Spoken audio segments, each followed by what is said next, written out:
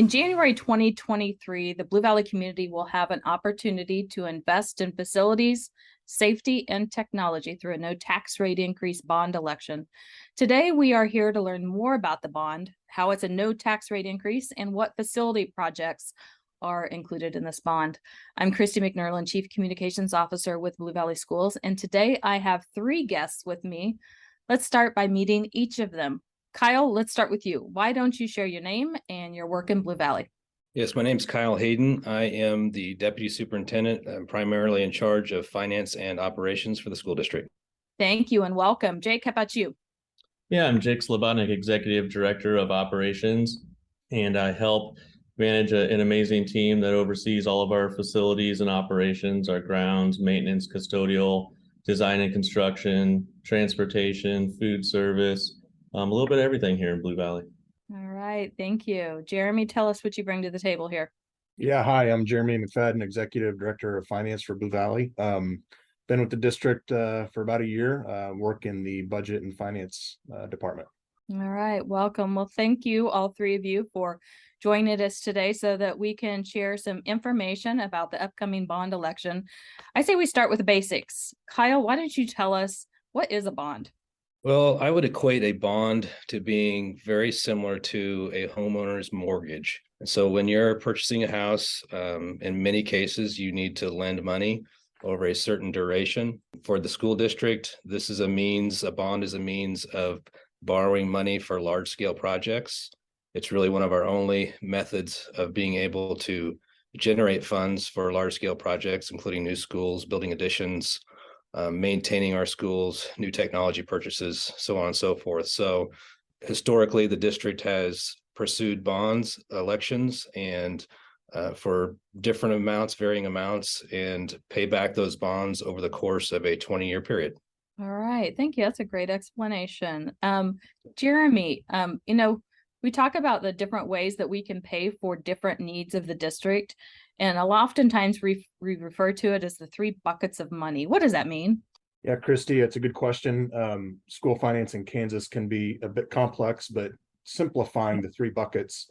First of all, you have your operating funds that provides the resources to run the school district, teacher salaries, utility costs, transportation costs, health insurance, essentially all the costs that go into the people of the organization, primarily funded through a formula through the state of Kansas that relies on Kansas sales tax, state income tax, and a combination of local property taxes to help fund that formula.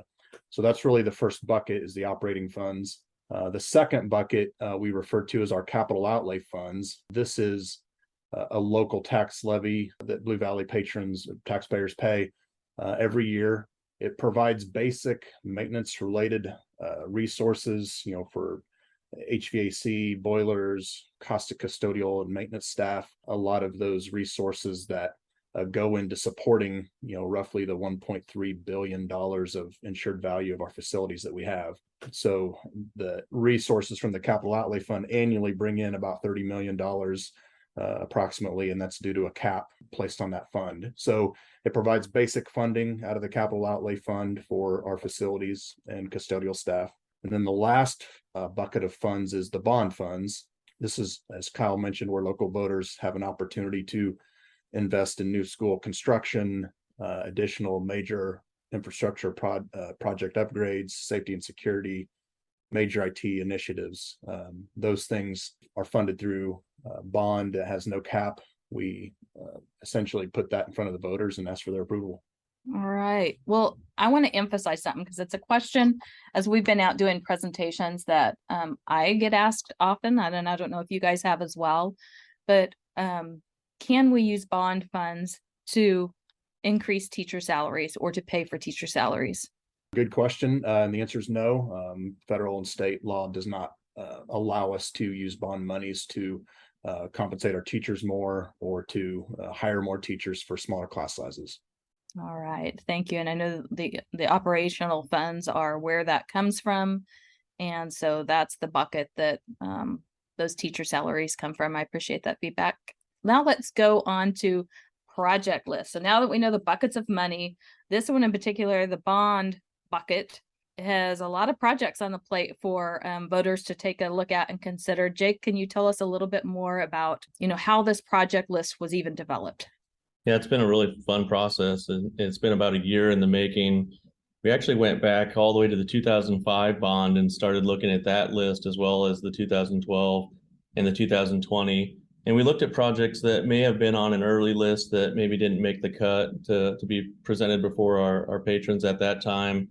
Some of those projects are on this list. That was very informative. We also went and asked our principals what projects they see, what are some things, some needs that they might have at their buildings. And we also had a community survey where we sought feedback from our patrons. Are we heading down the right path? Are the projects that we're looking at the right projects? All that information has been gathered, and that's how we got to the list that we're presenting before our community today.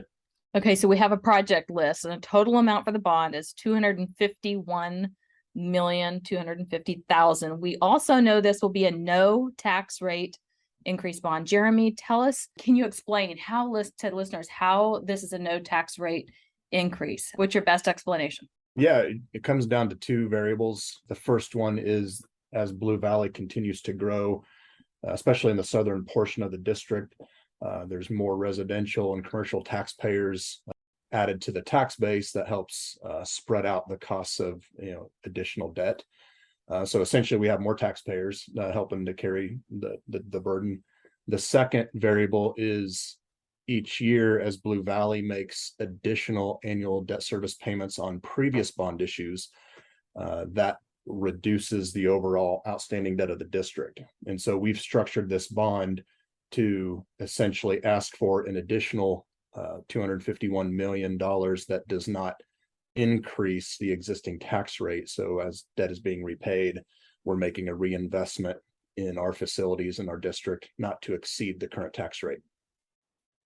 So it's very intentional. And I think that's one thing I want to highlight. It is a very strategic, the way that we've gone about trying to purposely be able to put before voters a no tax rate increase. And any comments on that? Because it doesn't just happen by accident. Yeah, I agree completely, Kristi. We've worked on this for several months. That's an important goal line for us is, we want to get this bond put together, meet the needs of the district, but yet, in these economic times, not asking taxpayers to pay a higher tax bill. Yeah, I know our taxpayers are going to appreciate that.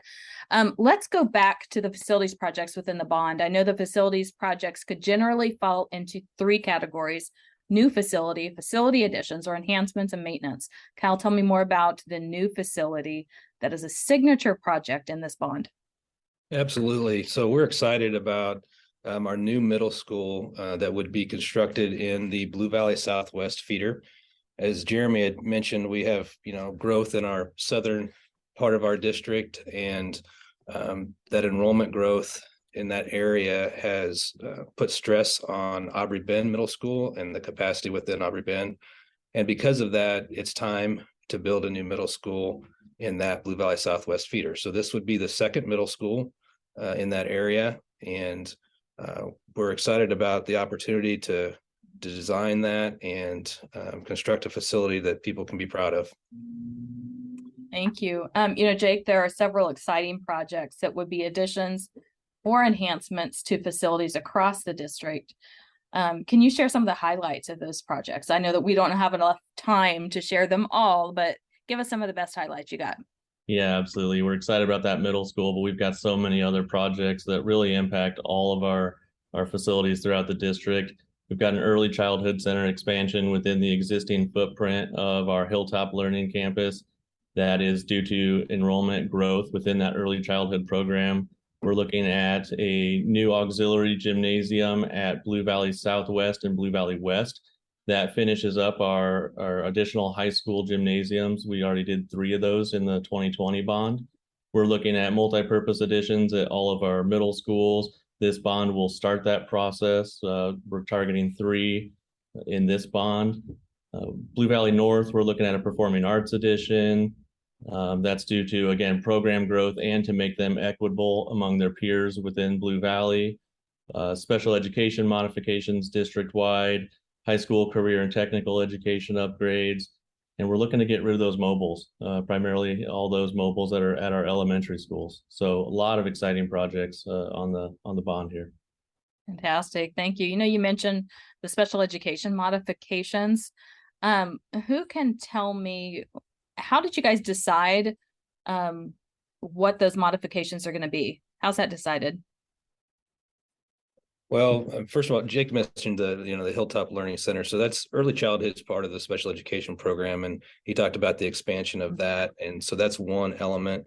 But we also set aside funding to help address annual needs that may appear with our students. And that's an ever-changing dynamic for us as a district. And so there's an evaluation that happens usually during the fall, this first semester, and we begin to prepare for modifications that would occur every summer. And so we set aside dollars that would help us for the next 3 years to address any of those special education needs that may appear with students as they matriculate through the system or are new to Blue Valley, and we want to be responsive to those things. Thank you. Jake, I know that most of our average facility life in Blue Valley is nearing 29 years old. Now, I know if we were 29, wouldn't we love to be that? Wouldn't be considered that old. But for our facilities, that's starting to, you might start seeing our facilities, what they call age. But tell me about how this bond would provide funds for maintenance on these aging facilities. Yeah, I think most people are surprised when they hear that the average age is 29 years. You walk into our buildings and they look really good. And that's kudos to our facilities team. They do a really good job making sure we take care of our buildings. This bond helps do that. And just like Kyle said, related to a home mortgage, if you've owned a home, you've probably had to replace a roof or replace an air conditioner, a furnace. Twice this week. Go ahead. Yeah, exactly. And so this is just like that. And so we have 600 mechanical units district-wide. Some of those are reaching the age of the end of their useful life. We need to replace those. If we don't, we have critical failures that impact our students and staff. We have building envelope, and that's your doors, windows, walls, roofs. Those systems fail over time, and we have to hopefully stop them before they fail, replace those components. That way we don't impact our students and staff. Our parking lots need replacement. We have flooring that needs replacement. So it's, like I said, just like you would do at your home, as things age, it's time to replace those elements. As we've been going around to these different presentations, we have this flyer that has a lot of information on it. And one of the things we see on those flyers is we've put as needed. It's a qualifier. When people see the as needed on that list, what do you mean by that? Yeah, we have we put together a 5-year capital improvement plan. What we don't want to do is lock ourselves in with funding that only allocates for the things we know about. Sometimes things pop up. And so we designate those as needed so that we can be responsive and nimble as things come up, and we can address those as quickly as possible. These funds help us do that. Great. Anything else you want to share about facilities projects included in Bond 2023? No, I don't think so. It's an exciting list, and there's a lot of great projects. And I know that these projects have an opportunity to impact a lot of our students and staff, and we're looking forward to that. Kyle, I'm going to turn to you. We shared at the beginning of this podcast that the bond was in January 2023. Share a little bit more with our listeners about how to vote in a bond election and key dates voters should note. Absolutely. So we're continuing with a past practice of having a mail-in ballot election that is separate from your typical November election that's upcoming. We set that aside intentionally so that folks aren't confused by a question on a ballot. It's just one issue that we basically are addressing through the mail-in ballot.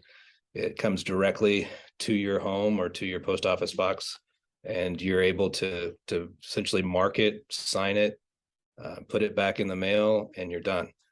If you are a registered voter already, that mail-in ballot will come automatically to you.